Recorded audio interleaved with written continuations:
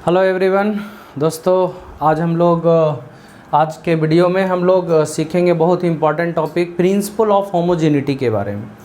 ये principle of homogeneity unit and dimension का बहुत ही इम्पॉर्टेंट टॉपिक है, बहुत ही इम्पॉर्टेंट है ना। इससे आप बहुत सारे सवाल यूनिट एंड मेजरमेंट में आप बना सकते हैं। तो चलते हैं हम लोग प्रिंसिपल ऑफ होमोजेनिटी के बारे में हम लोग जानते हैं।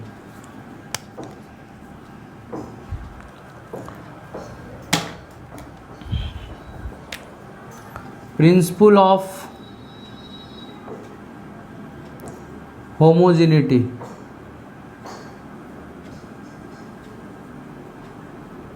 ये क्या है? प्रिंसिपल ऑफ होमोजेनिटी, ये होमो का मतलब सेम होता है, तो सेम चीज से रिलेटेड ये प्रिंसिपल है ना। इसको आप सीख लेंगे, बहुत ही आसान। दो प्रिंसिपल है प्रिंसिपल ऑफ होमोजेनिटी का, आप इसको सीखेंगे। सबसे पहला प्रिंसिपल क्या है? फर्स्ट प्रिंसिपल के बारे में हम बताते हैं, बहुत ही आसान है।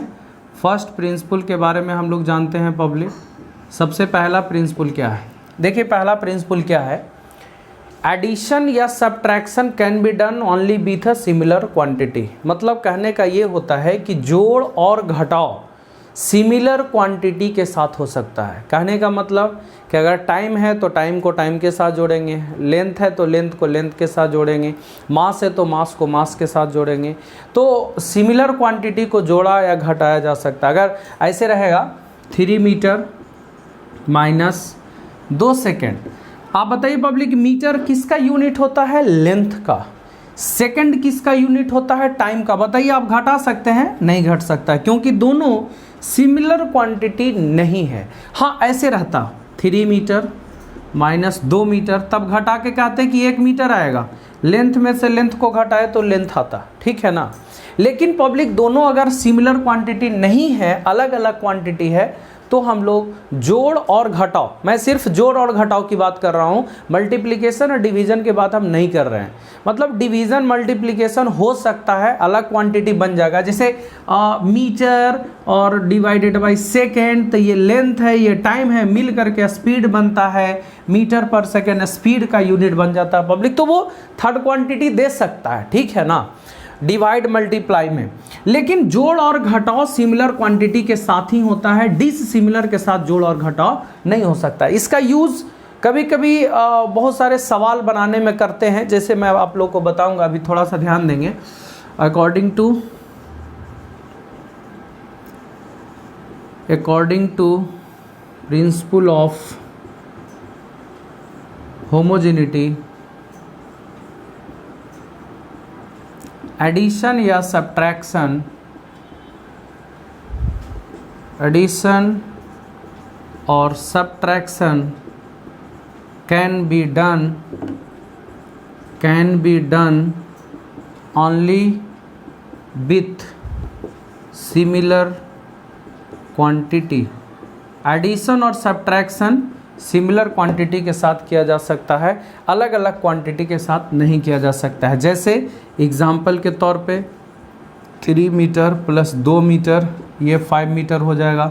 लेकिन 3 मीटर प्लस 2 सेकेंड जोड़ेंगे तो ये कुछ नहीं देगा पब्लिक, क्योंकि ये मीटर है मतलब लेंथ है, सेकेंड है तो टाइम है, जोड़ेंगे तो कुछ नहीं देगा, है ना। घटाओ ठीक उसी तरह से, जैसे 6 kg है माइनस 2 मीटर है, ये कभी भी नहीं घट सकता। ऐसे रहता 6 kg माइनस 3 kg, तब घटाते मास में से मास, kg मास का यूनिट होता है, ठीक है ना।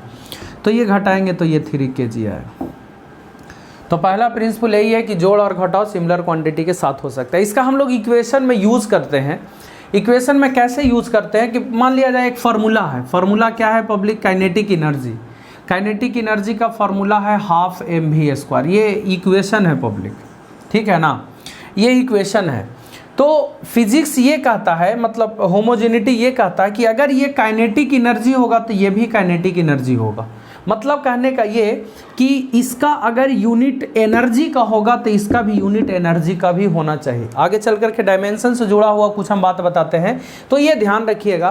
पहला प्रिंसिपल ऑफ होमोजेनिटी का यही है कि एडिशन और सब्ट्रैक्शन सिमिलर क्वांटिटी के साथ हो सकता है, ध्यान मतलब होता है। डिसिमिलर के साथ कभी भी जोड़ और घटाव नहीं हो सकता है, ध्यान रखना है, ठीक है। ये फर्स्ट प्रिंसिपल है पब्लिक, ठीक है। सेकंड प्रिंसिपल की मैं बात करता हूं।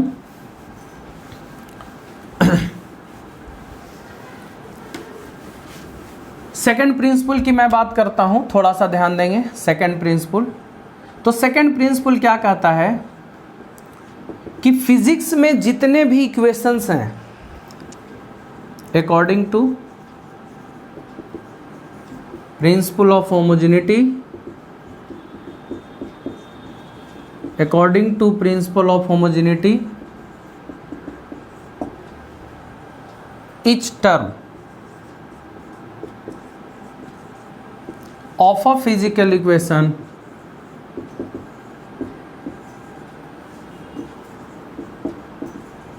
have same dimensions.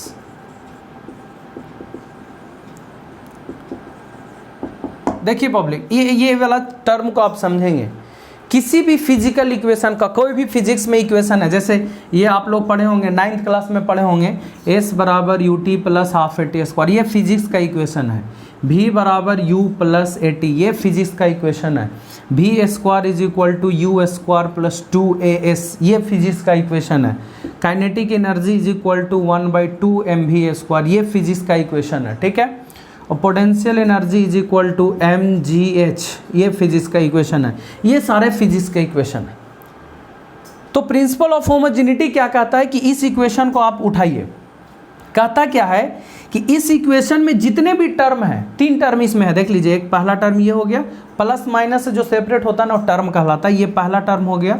दूसरा टर्म हो गया, ये तीसरा टर्म हो गया। इसमें भी 3 टर्म है, 3 टर्म है, इसमें 2 टर्म है, इसमें भी 2 टर्म है। तो पब्लिक ये पहला इक्वेशन को आप उठाइए, S बराबर U T plus half A T square, you T plus half A T square. तो देखिए प्रिंसिपल ऑफ होमोजेनिटी क्या कह रहा, कहता ये है कि इस इक्वेशन में 3 टर्म हैं, तो तीनों टर्म का डायमेंशन सेम होगा। आप कह सकते हैं कि तीनों टर्म का डायमेंशन सेम होगा। अगर तीनों टर्म का डायमेंशन सेम होगा पब्लिक, तभी ये इक्वेशन सही है, अन्यथा वो गलत है। ध्यान रखिएगा, बहुत ही इंपॉर्टेंट बात है ये। आपको कोई भी फिजिक्स में कहीं पे भी, ये इवन यूनिट एंड डायमेंशन ही नहीं, फिजिक्स में कहीं भी कोई चैप्टर उठा लीजिए, उसमें जो भी इक्वेशंस होंगे उस इक्वेशंस के लिए ये लागू होगा पब्लिक, ठीक है। तो S बराबर U T plus half A T square, अब तीनों का डायमेंशन सेम होगा। तीनों का डायमेंशन सेम होगा कहने का मतलब इसमें 3 टर्म है। S डिस्टेंस है और डिस्टेंस का डायमेंशन L होता है, लेंथ है ना, डिस्टेंस लेंथ होता है, इसलिए डायमेंशन L होगा। यू टी, देखिए आपको मालूम होगा पब्लिक, U को वेलोसिटी कहते हैं, इनिशियल वेलोसिटी है ना, प्रारंभिक वेग, ये U हो गया इनिशियल वेलोसिटी और T हो गया टाइम।